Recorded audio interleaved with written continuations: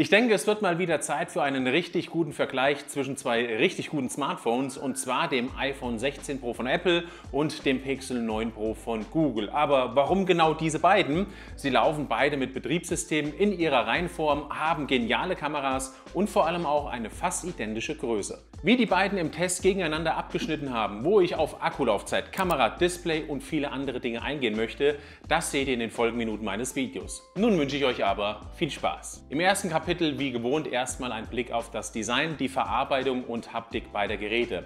Wenn man sich die Geräte das erste Mal anschaut, könnte man meinen, dass Google eine Copycat ist, und genauso ist es vom Grunddesign. Die Gehäuse wirken in ihrer Ausführung sehr ähnlich und bei einem schnellen Blick kann der unerfahrene Nutzer sie auch mal schnell verwechseln. Beim Rundgang um beide Gehäuse sieht man aber auch, dass Google das Pixel einfacher hält und lediglich 3 Buttons, Apple mit dem neuen Kameraknopf sogar 5 Buttons integriert. Die Abmessungen betragen beim iPhone 16 Pro 149,6 x 71,5 x 8,25 mm bei einem Gewicht von 199 Gramm. Beim Pixel 9 Pro sind es 152,8, also minimal höher, 72 mm in der Breite, auch minimal breiter, 8,5 mm in der Dicke, auch minimal dicker, aber bei einem identischen Gewicht.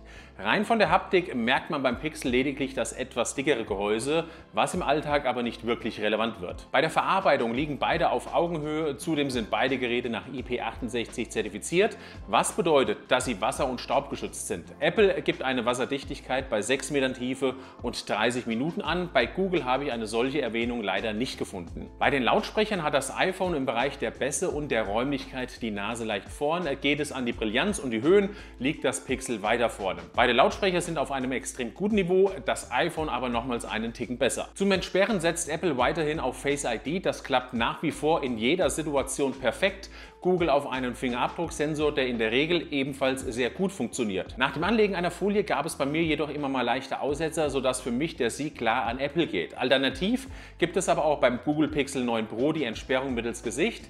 Die funktioniert allerdings nur bei Tageslicht richtig gut und ist auch nicht so sicher wie bei Apple. Wenn man schon Smartphones nutzt, die mehr als 1000 Euro kosten, sollten sie natürlich auch bestmöglich geschützt werden. Genau für diesen Part kommt heute ESR zum Einsatz, denn sie bieten nicht nur 2 verschiedene Schutzhüllen für das iPhone 16 und 16 Pro bzw. die iPhone 16 Serie an, sondern auch ein Panzerglas, das extrem einfach aufzubringen ist. Zuerst haben wir hier das Hybrid-Case und das Soft-Case. Beide könnt ihr als, ich nenne es mal, ganz normale Schutzhüllen kaufen. Beide Versionen gibt es aber auch mit einem integrierten, gut versteckten und praktischen Stand, sodass ihr euer iPhone in verschiedenen Winkeln aufstellen könnt. Perfekt für Videocalls, Streaming oder auch Gaming. Das ESR Classic Hybrid Case bietet nicht nur eine transparente oder halbtransparente Rückseite, die den Look eures iPhones betont und in vielen unterschiedlichen Farben verfügbar ist, sondern auch verstärkte AirGuard-Ecken für einen ausgezeichneten Fallschutz. Es ist sogar militärisch zertifiziert für Stürze aus bis zu 3,3 Metern. Das Highlight ist jedoch der Stand aus einer Zinklegierung, der im Kamerabereich gut versteckt integriert wurde und verschiedene Aufstellwinkel ermöglicht. So habt ihr immer einen praktischen Stand dabei, um zum Beispiel Videos zu schauen, Videocalls durchzuführen oder auch zu zocken. Durch die leicht erhöhten Ränder auf der Vorderseite ist auch euer Display beim Ablegen des Smartphones vor Kratzern geschützt. Dann gibt es aber auch noch das ESR Softcase, das ein angenehmes Griffgefühl mit einer schlanken Bauweise kombiniert. Auch hier schützt die Hülle vor Stürzen aus über 3 Metern, während der eingebaute Stand praktische Freihandmöglichkeiten für Videos oder auch FaceTime bietet. Die Innenseiten sind zudem mit einem weichen Material überzogen, sodass selbst die Rückseite eures iPhones in der Hülle samtartigen Schutz bekommt. Beide Hüllen sind natürlich MagSafe-kompatibel, was bedeutet, dass sie problemlos mit MagSafe-Zubehör verwendet werden können. Die magnetische Halo-Lock-Technologie sorgt für eine extra starke Befestigung, sodass auch Zubehör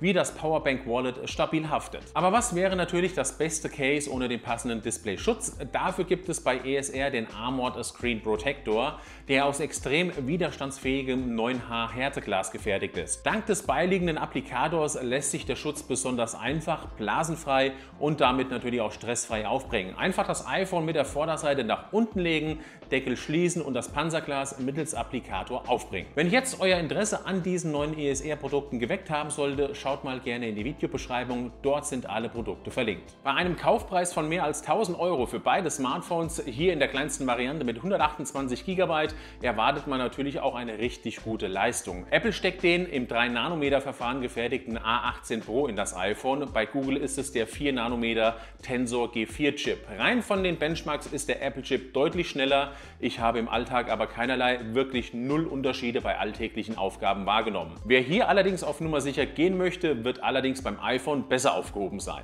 Die Hitzeentwicklung beider Geräte unter Volllast, was ich in Stresstests ausmachen konnte, ist beim iPhone besser, da es sich nicht ganz so heiß entwickelt wie das Pixel. Beim Pixel merkt man doch einen deutlichen Hitzeanstieg, vor allem im Bereich des Rahmens und der oberen Rückseite. Bei den Akkus kommt beim Pixel mit 4700 mAh der deutlich größere Akku zum Einsatz. Beim iPhone sind es lediglich 3800 mAh, was im Alltag aber weder bei dem einen zu einem Nachteil noch beim anderen zu einem Vorteil führt. Beide Smartphones haben bei mir hervorragende Laufzeiten im Alltag, wobei ich das iPhone mit ca. 10–15% mehr Laufleistung vorne sehe.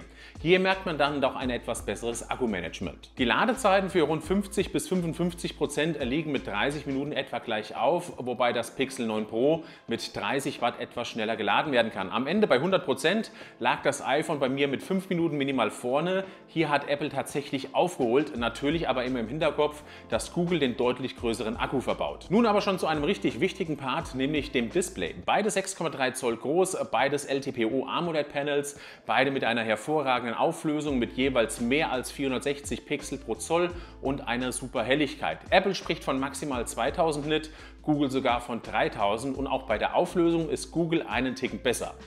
Besser finde ich bei Apple allerdings die Helligkeitsregulierung, da mir das Pixel immer etwas zu dunkel vorkam und ich dann manuell nachregulieren musste. Farben und Blickwinkel sind bei beiden super, aber auch hier sehe ich leichte Vorteile bei Apple. Beide haben anschließend noch ein Always-On-Display, wobei ich hier das von Google präferiere, da es auf Situationen angepasst ist, also dynamisch Inhalte anpassen kann. Apple hat hier zwar auch aufgeholt, ist aber immer noch nicht ganz up-to-date. Nun kommen wir zu dem Punkt, der möglicherweise für einige von euch den Ausschlag für das eine oder auch andere Smartphone geben könnte. Es geht hier natürlich um die Kameras. Beim iPhone gibt es im Weit- und Ultraweitwinkelbereich eine 48 Megapixel Kamera, im Telebereich eine 12 Megapixel Kamera und vorne ebenfalls 12 Megapixel mit Autofokus. Im Telebereich gibt es maximal 5-fach optischen Zoom bis zu 25-fach digital. Videos können hier in maximal 4K und 120 Bildern in der Sekunde aufgenommen werden. Zudem sind die Weitwinkel und auch Telekamera optisch stabilisiert. Beim Pixel 9 Pro gibt es eine 50 Megapixel Hauptkamera, 2x48 Megapixel bei Tele und auch Ultraweitwinkel und vorne dann eine 42 Megapixel Frontkamera mit Autofokus. Im Telebereich gibt es maximal 5-fach optischen Zoom, hier aber bis zu 30-fach digital.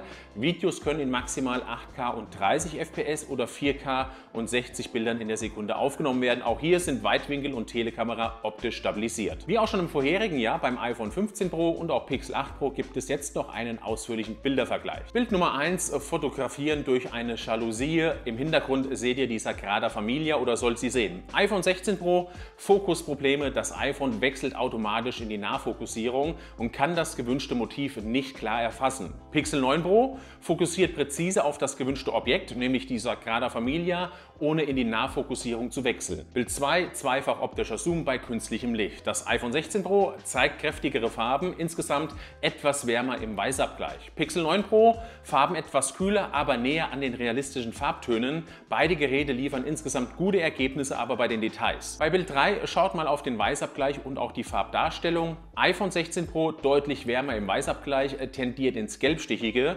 Pixel 9 Pro leichter Blaustich, aber realistischer als das iPhone 16 Pro. Das Pixel liegt näher am optimalen Weißabgleich, während das iPhone zu weit in den Warmbereich driftet. Bei Bild 4 geht es um ein Weitwinkelfoto. iPhone 16 Pro bessere Schärfe in den Randbereichen, besonders bei schlechten Lichtverhältnissen. Die externe Lichtquelle wird aber besser verarbeitet. Pixel 9 Pro leicht unscharf an den Rändern, vor allem bei schlechter Beleuchtung. Bild 5, wo man nochmal einen deutlichen Unterschied im Weißabgleich sieht. iPhone 16 Pro rund 30–40% wärmer im Weißabgleich, neigt stärker wieder zu einem Gelbstich. Beim Pixel 9 Pro etwa 10% kälter im Weißabgleich, zeigt kühlere, aber präzisere Farben. Bild 6 und 7, 5-fach optischer Zoom. iPhone 16 Pro minimal gelbstichig, gute Details bei 100% Vergrößerung. Pixel 9 Pro kältere Farben, ebenfalls sehr gute Details bei 100% Vergrößerung. Beide Smartphones zeigen hier wirklich vergleichbare Ergebnisse. Bei Bild 8 gehen wir in den 10-fach optischen Zoom, wieder bei der Sagrada Familia. iPhone 16 Pro leichte Verluste bei Schärfe und Details im Vergleich zu Pixel. Pixel 9 Pro schärfer und detaillierter, insbesondere bei Feinstrukturen wie Gerüststangen im oberen Bereich der Sagrada Familia. Bei Bild 9 geht es um einen 25-fachen Zoom, beim iPhone 16 Pro starke Verluste bei der Darstellung von Details, Strukturen brechen sichtbar auseinander, Pixel 9 Pro deutlich besser bei der Darstellung von Details wie den Gerüststangen, die klarer und präziser erfasst werden. Bild 10 Porträtaufnahme mit Gegenlicht. iPhone 16 Pro weicher, verwaschener Look, die Wasserperlen auf dem Glas sind weniger deutlich erkennbar. Pixel 9 Pro klare Details, besonders bei den Wasserperlen auf dem Glas, bessere Handhabung von Gegenlicht. Bei Bild 11 geht es um eine Weitwinkelaufnahme wieder bei künstlichem Licht in einem Museum. Beim iPhone 16 Pro bessere Schärfe in Randbereichen, besonders in Kombination mit den externen Lichtquellen. Pixel 9 Pro schwächer in den Randbereichen, insbesondere bei schwierigen Lichtverhältnissen. Bild 12 Weihnachtsbaum bei Nacht. iPhone 16 Pro Schwierigkeiten mit der Darstellung der Zweige und Lichter im Hintergrund. Die Details brechen hier weg. Beim Pixel 9 Pro eine etwas bessere Detaildarstellung der Zweige und Lichter im Hintergrund, klarere und konsistentere Bildqualität. Bild 13 eine Baraufnahme bei schlechten Lichtverhältnissen. iPhone 16 Pro sehr gute Detailgenauigkeit, aber der Weißabgleich ist nicht optimal und tendiert auch hier wieder zu warmen Tönen. Beim Pixel 9 Pro ähnlich gute Detailgenauigkeit, aber der Weißabgleich ist kühler und insgesamt realistischer. Wenn es um die Frontkamera geht, so machen wirklich beide Smartphones hervorragende Fotos, nicht nur in der normalen Automatik, sondern auch im Porträtmodus.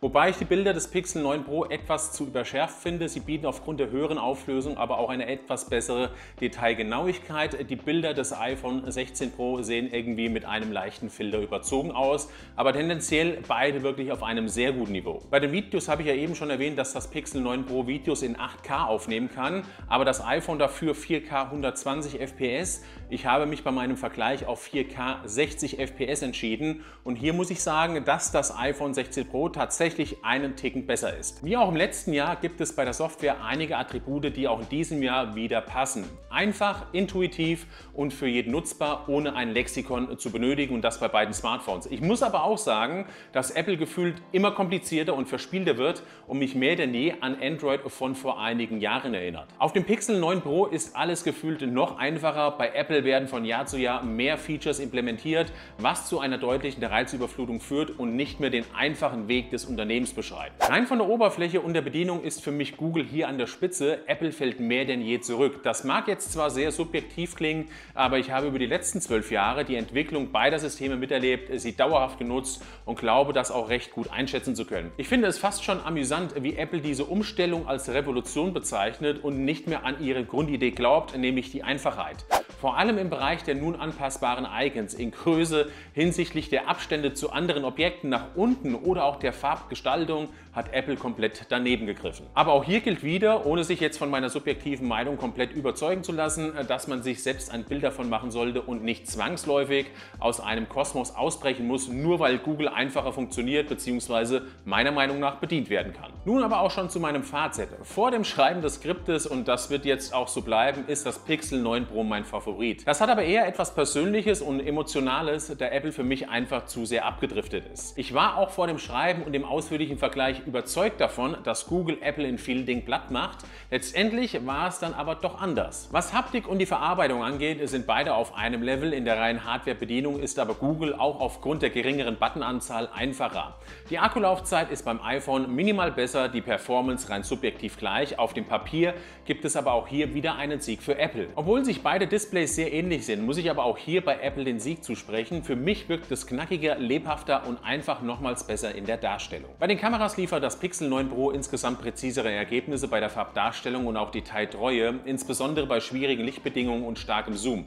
Das iPhone 16 Pro punktet dagegen bei der Schärfe in den Randbereichen im Ultraweitwinkelbereich und liefert wärmere, kräftigere Farben, die in manchen Szenarien ansprechender wirken, jedoch nicht immer der Realität entsprechen. Bei den Betriebssystemen ist für mich Google mit dem Pixel 9 Pro ganz klar vorn. Es ist einfacher, bietet zudem alles Moderne, während Apple mit den Funktionen mittlerweile komplett übertreibt und sich wie ein Hardcore-Schiene Android-Freak verhält, der alles bis ins kleinste Detail angepasst haben möchte, obwohl vieles einfach hässlich ist. Stichwort hier: Icons oder auch Kontrollzentrum. Unterm Strich und rein subjektiv betrachtet bin ich absolut Fan vom Pixel. Schaut man sich die beiden Geräte allerdings nur objektiv an, so bietet auch das iPhone richtig gute Ergebnisse und ist in vielen Bereichen auch stärker. Letztendlich ist es aber auch immer wieder eine Frage des eigenen Ökosystems. Wer kein Ökosystem besitzt, also nicht auf Apple angewiesen ist oder auch nicht auf Google angewiesen ist, dem würde ich tatsächlich das Pixel 9 Pro ans Herz legen. Und genau damit bin ich auch schon am Ende. Bedanke mich, dass ihr zugeschaut habt. Würde mich freuen, wenn euch das Video gefallen hat.